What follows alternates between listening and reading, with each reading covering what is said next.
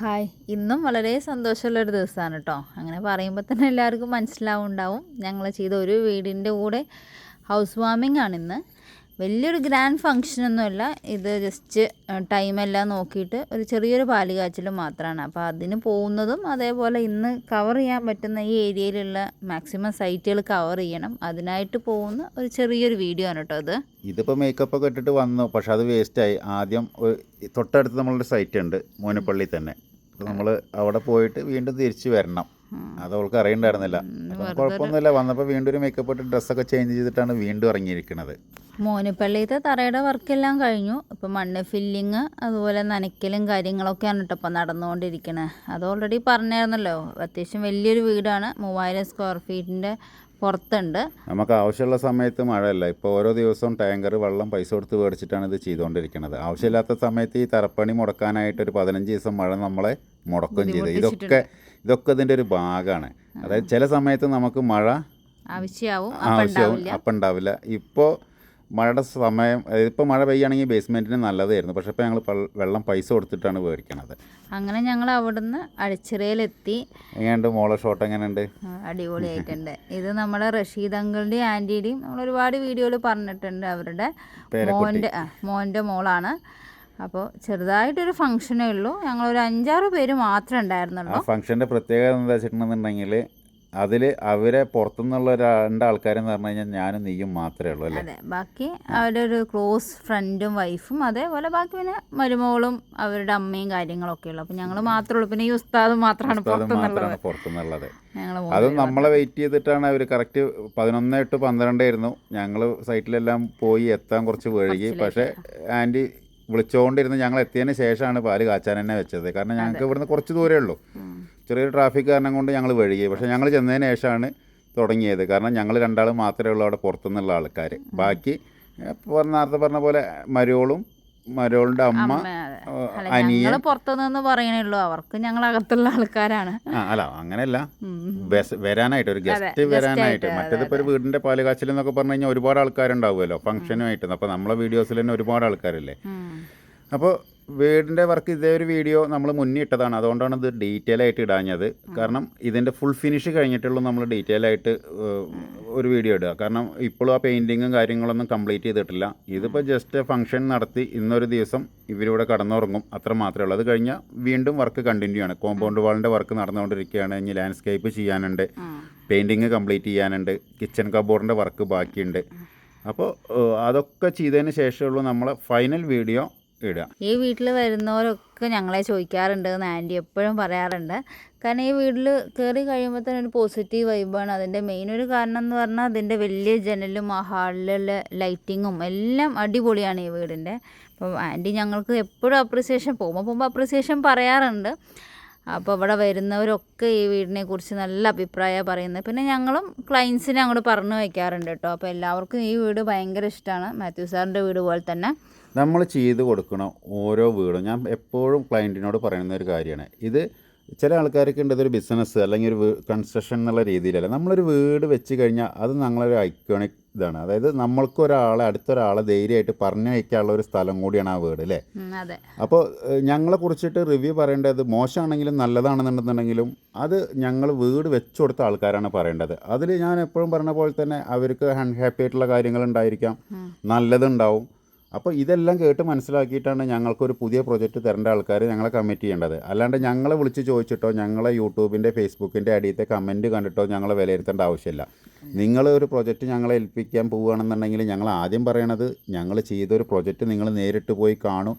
ഒരുപാട് ആൾക്കാർ വിളിക്കുന്ന ആൾക്കാർ ചോദിക്കും ഓഫീസ് എവിടെയെന്ന്. ഇതിപ്പോൾ സാധാരണ ഒരു കൺസ്ട്രക്ഷൻ ആണെന്നുണ്ടെങ്കിൽ ഓക്കെ, നിങ്ങൾക്ക് ഒരു ഓഫീസിൽ പോയിട്ട് ആർക്കിടെക്റ്റിനോടോ എഞ്ചിനീയറോടോ സംസാരിച്ചാൽ മതി. കാരണം ചെയ്യണ മെത്തേഡെല്ലാം സെയിമാണ്. കല്ലിൽ കെട്ടിയിട്ടാണ് വീട് ചെയ്യണത്. നമ്മൾ വീട് വെക്കണ രീതി എന്ന് പറയുന്നത് തന്നെ വ്യത്യാസമാണ്. അതായത് കോൺക്രീറ്റിലാണ് നമ്മൾ ഭിത്തികൾ ചെയ്യണത്. അപ്പോൾ നിങ്ങൾ ഞങ്ങളോട് ഒരു ഓഫീസിൽ വന്നു കഴിഞ്ഞിട്ട് ഞങ്ങളെ മുഖാമുഖം കണ്ട് സംസാരിച്ചുകൊണ്ട് നിങ്ങൾക്കതിൽ വലിയ കാര്യമൊന്നുമില്ല. ഞാൻ ഈ ഫോണിൽ തള്ളണ പോലെ തന്നെ നിങ്ങൾ വരുമ്പോൾ ഞാൻ അത്യാവശ്യം നന്നായിട്ട് സംസാരിക്കുന്ന ഒരാളാണ്. അപ്പോൾ അതേപോലെ സംസാരിക്കുകയുള്ളൂ. അപ്പോൾ നമ്മൾ ഈ സംസാരം ഒഴിവാക്കിയിട്ട് നമ്മളെന്താണോ സൈറ്റിൽ ചെയ്യണത് അത് നിങ്ങൾ നേരിട്ട് കാണണം. അതുപോലെ തന്നെ ഞങ്ങൾ ചെയ്തു കൊടുത്ത കുറേ വീട്ടുകാരുണ്ടല്ലോ. അപ്പോൾ ഇതേപോലെ ഒരുപാട് ആൾക്കാർ കയറി താമസിക്കണം, ഈ മോളെ പോലെ പുഞ്ചിരിക്കണം അല്ലേ. അപ്പോൾ അങ്ങനെ പുഞ്ചിരിയുള്ള ഒരുപാട് വീടുകളുണ്ട്.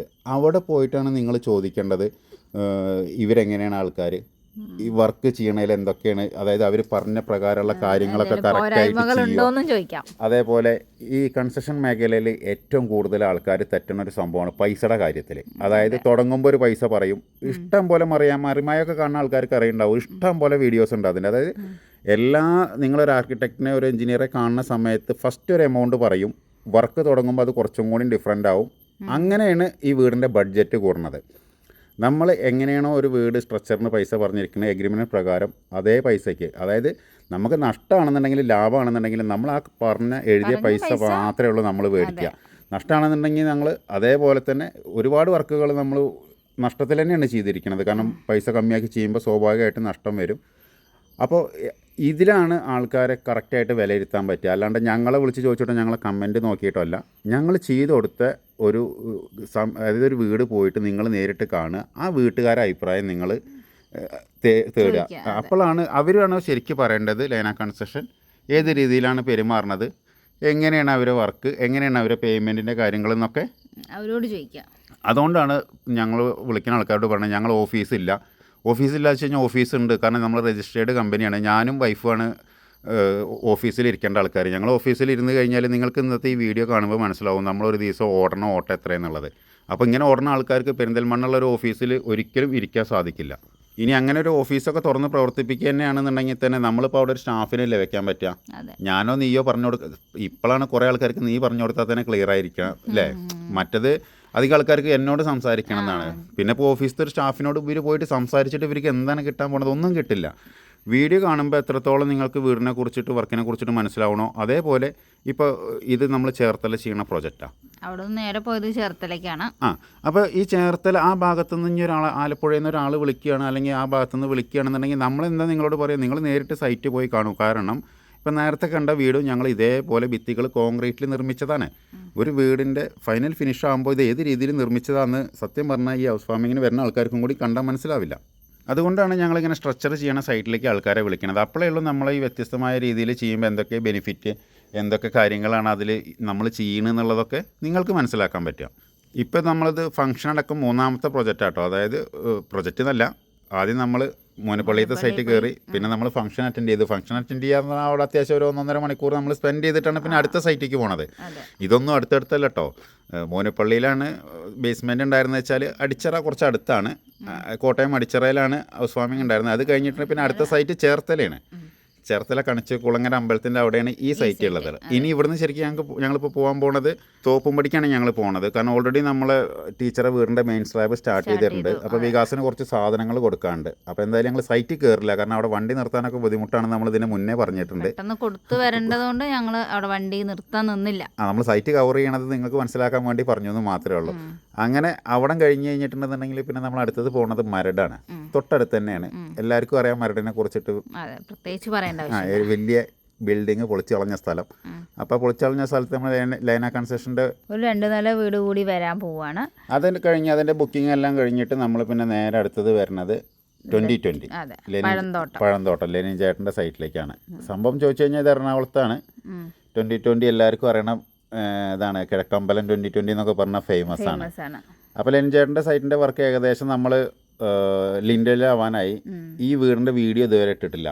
കാരണം നിങ്ങൾക്കിപ്പോൾ മനസ്സിലാവുണ്ടാവും. കാരണം ഞങ്ങൾ ചെല്ലണ സമയത്തൊക്കെ എന്ന് പറയുമ്പോൾ ഈ വൈകുന്നേര സമയത്താണ്. അപ്പോൾ നിങ്ങൾ ഇതിപ്പോൾ 7-8 മണിക്ക് എടുത്ത വീഡിയോസാണ്. അപ്പോൾ ആ 8 മണി 9 മണിക്കൊക്കെ നമ്മളെ ആൾക്കാർ അവിടെ വർക്ക് ചെയ്തുകൊണ്ടിരിക്കുകയാണ്. പക്ഷേ ഒരു ഫുൾ വീഡിയോ എടുക്കാനായിട്ട് ഞങ്ങൾക്ക് ഇതുവരെ പകലെത്തിപ്പെടാൻ പറ്റിയിട്ടില്ല. കാരണം ഓരോ സ്ഥലത്ത് കവർ ചെയ്ത് പോകുമ്പോൾ ആ സൈറ്റിലെത്തുമ്പോൾ സ്വാഭാവികമായിട്ടും നേരം ഒഴുക്കും. അതുകൊണ്ടാണ് ഇതിൻ്റെ ഒരു ഫുൾ വീഡിയോ ഇതേവരെ ഇടാത്തത്. അപ്പോൾ പ്രൊജക്റ്റുകൾ എവിടെയൊക്കെ നടക്കുന്നുണ്ട് ചോദിച്ചു കഴിഞ്ഞാൽ ഇനി അടുത്തത് നടക്കുന്നത് ഇപ്പോൾ വയനാടാണ്. വയനാട്ടിലേക്ക് എന്തായാലും ഇപ്പോൾ ഇന്ന് പോക്ക് നടക്കില്ല. അതേപോലെ നമ്മളെ മെയിൻ സ്ലാബ് കഴിഞ്ഞത് നമ്മൾ ഓൾറെഡി കാണിച്ചു തന്നു. അപ്പോൾ ആ സൈറ്റിൽ ഇപ്പം ഒന്ന് പോകണം. കാരണം അവിടെ ബണ്ടെല്ലാം കെട്ടി വെള്ളം കെട്ടി നിർത്തിയിട്ടുണ്ട് എന്നാണ് ഇപ്പോൾ അവിടെ നിന്ന് എല്ലാവരും തിരിച്ചു പോരുന്നത്. അപ്പോൾ ഇത്രയും ദൂരം കവർ ചെയ്യാന്ന് പറയണത് തന്നെ ഇത് നമ്മൾ വെറുതെ പോയിട്ട് പോരണതല്ല കേട്ടോ. ഓരോ സൈറ്റിലും പോയി ഓരോ ക്ലയൻറ്റിനെയും കണ്ട് അവരെ ഇതും ചോദിച്ച് അതേപോലെ തന്നെ പണിക്കാർക്ക് വർക്കുകളെല്ലാം പറഞ്ഞു കൊടുത്ത്, അപ്പോൾ ഒരു ദിവസത്തെ ഒരു ഷെഡ്യൂൾ എന്ന് പറഞ്ഞു കഴിഞ്ഞാൽ ചെറിയൊരു ടാസ്ക്കാണ്. അതുകൊണ്ടാണ് നമ്മൾ പറയുന്നത് ഇതിൽ ഭയങ്കര സാറ്റിസ്ഫൈഡ് ആണ്, ഹാപ്പി ആയിട്ട് പോകുന്നു.